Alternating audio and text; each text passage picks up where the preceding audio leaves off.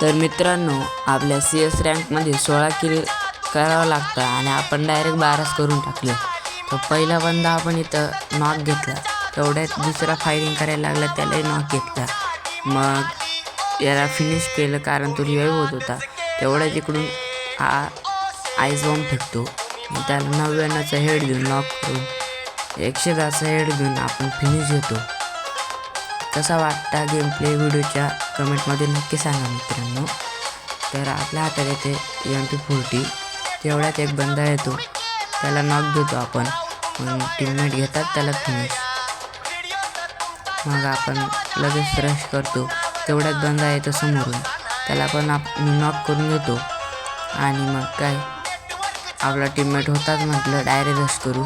तेवढ्यात समोरून एक बंदा येतो, त्याला पण आपण नॉक घेतो आणि टीममेट फिनिश घेतात. तेवढ्यात सगळे टीममेट माझे मरून जातात. मी एकटाच राहतो. 1v1ची सिच्युएशन राहते आणि बंदा इथं कॅम्पिंग करतो. लगेच त्याला आपण मारून आपला एस पूर्ण करून घेतो.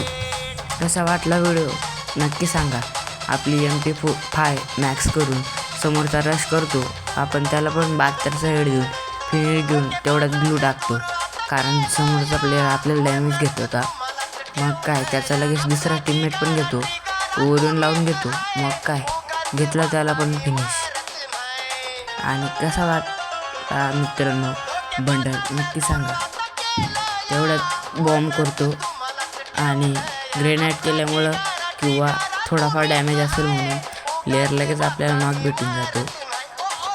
तेवढ्यात आपला टीममेट मी रिवाईव्ह करतो. समोर एकच बंदा राहतो, म्हणून काय एवढी सिच्युएशन हार्ड नव्हती.